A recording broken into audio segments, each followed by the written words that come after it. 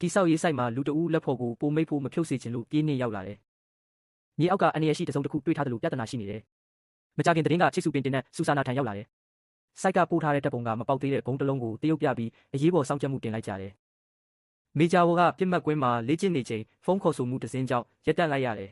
။သူကတပ်ပုံကိုလည်းလက်ခံပြီးဒုတိယကမ္ဘာစစ်က1000ပေါင်ဘုံဖြစ်မယ်လို့သတ်မှတ်တယ်။အဲဒါကြောင့်စိုက်နီး8ရာမီတာရီရဲ့ပတ်လက်ကိုပိတ်ပေးရန်တောင်းဆိုတယ်။ရဲနဲ့စစ်တပ်ကအမြန်လုပ်ငန်းနယ်မြေကိုဆောင်ရွက်ပြီးရှစ်ပြိုင်ဆက်ရွာမှုစတင်တယ်။ဗန်နီအဆောက်အုံတစ်ခုမှာရဲတယောက်အခန်းတကားထိုးခောက်တော့ဧည့်သည်မထွက်၍ဗလာဟုထင်တယ်။သို့တော့မီးမလင်းမှာတအူးလှုပ်ရှားနေပြီးရဲကသူ့အိုရဲ့မိဘတွေကိုအဆောက်အုံကထွက်ခွာစေတယ်။အဆောက်အုံကိုထွက်စေပြီးနောက်ဝေါ်ကစိုက်ကိုရောက်ပြီးဝေးကနေဘုံကိုကြည့်ကသူ့တပ်သားတွေကိုအမိန့်ထုတ်တယ်။အရေးပတ်ဝန်းကျင်ကိုစုပ်ယူစေဖို့ပြင်ဆင်စေပြီးဌာနမှုကပင်အနာကိုကာကွယ်စရာတိဆောက်ရန်အမိန့်ပေးတယ်။အဲ့ဒီကပင်ကိုတက်ဆိုင်စခန်းအဖြစ်သုံးမယ်ပြီးတော့ဝေါ်က2နှစ်ကထိမရခဲ့တဲ့ဘုံပေါက်မှုဗီဒီယိုပြသတယ်။2နှစ်ကထိမထားနိုင်ခဲ့တာပောက်ကွဲမှုကြောင့်မြို့အစိပ်ပိုင်းများစွမ်းအင်အားနည်းစေနိုင်ခဲ့ပြီးထပ်မံဂရုစိုက်ရမယ်။စိုက်မြေပုံမှာလျှက်စစ်ကျိုးများပြားကြောင်းတွေ့ရတာမို့ဒေတာလုံးပိုအားဖြတ်ရန်အစီအစဉ်ရှိတယ်။ဒေတာလုံးလျှက်စစ်ကိုဖြတ်မဲ့လမ်းပေါ်မှာပုဂ္ဂိုလ်တဦးရဲတတိပေးချက်မပြီးသူ့လက်တော့ကိုပြန်ယူဖို့ပြေးသွားတယ်။ရဲတွေကသူ့ကိုလိုက်ဖမ်းရင်းနောက်ပိုင်းဒေတာကိုအထူးထုတ်ရှားလိုက်ကြောင်းကြေညာတယ်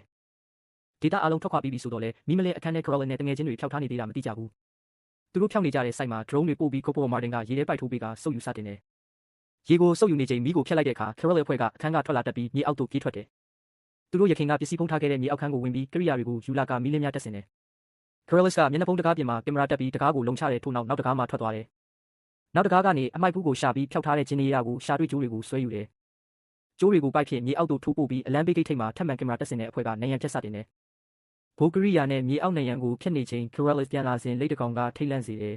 ။ဒါကိုမေးမချင်ပဲဆက်လုပ်ပစ်တဲ့ရဲစခန်းမှာစူဇာနာကလမ်းပေါ်မှာတစုံတစ်ခုရွှေ့ရတာစောင့်တွေ့ပြီး drone ပို့စေတယ်။ရှာကြည့်လိုက်တော့အဲ့ဒါကလိတ်တာပဲမြေအောက်မှာအဖွဲ့ကဆက်လက်နေရန်အလွှာတွေဖြတ်နေတယ်။သူတို့ကကရိယာမျိုးမျိုးနဲ့နေရန်အလွှာများကိုဆက်ဖြတ်လျက်ရှိတယ်။မကြခင်ဗန်စနစ်ဆောင်းလက်ချက်တွေတိုးပြီးဗန်ဝင်တန်းတအုပ်ကအကန့်အသတ်ရိုးရဲ့ရဲကိုတတိပေးတယ်။စစ်ဆေးပါစေဆိုတော့လေရဲတွေကလျှက်စစ်ဖြတ်တောက်မှုကြောင့်အချက်ဆောင်တန်းများအားလုံးဖွင့်နေတယ်လို့ပြန်ပြောတယ်။သူ့ကိုအနားထုတ်လိုက်သည့်အဖွဲ့ကစူတော့တရှယ်တို့ပြောင်းလဲချိန် Corellis ကလမ်းကိုထိန်းကြည့်ရန်ထွက်သွားတယ်။လမ်းနဲ့ကင်မရာတွေကိုတတိထားပြီးရဲကတစည်းလျင်သတင်းပေးကတငယ်ချင်းတွေကိုမကြခဏတတိပေးတယ်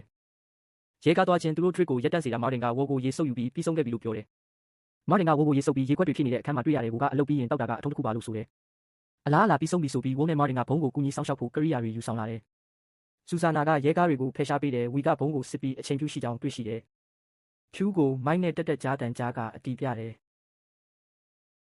ဒီဟာကနောက်48နာရီအတွင်းမြည်သည့်အချိန်မဆိုပေါက်နိုင်လို့ဝီကမက်နက်တကလော့စတော့ပါ3ကတားဆီးတယ်။ချိတ်ဆက်ပြီးလူတစုလုံးဖလာကိုရာတို့ပြေးကကလော့စတော့ပါလဲပတ်တယ်ကံကောင်းစွာအလုပ်ဖြစ်တယ်။နာရီကိုပေါက်စီမထားပဲရက်လိုက်တယ်အခုတော့ထိန်းချုပ်ဖြတ်ပွဲအတွက်ကာကွယ်နိုင်ရန်တိစောက်ရမယ်။ဒီလုပ်ငန်းအများဆုံး9နာရီယူနိုင်တဲ့ basement မှာတန်ကိုထိတွေ့လိုက်ပြီး Drake ကိုဝယ်တင်းဆက်နဲ့အစားထိုးတယ်။မကြခင်နေရန်ပေါက်ကိုဖွင့်ပြီး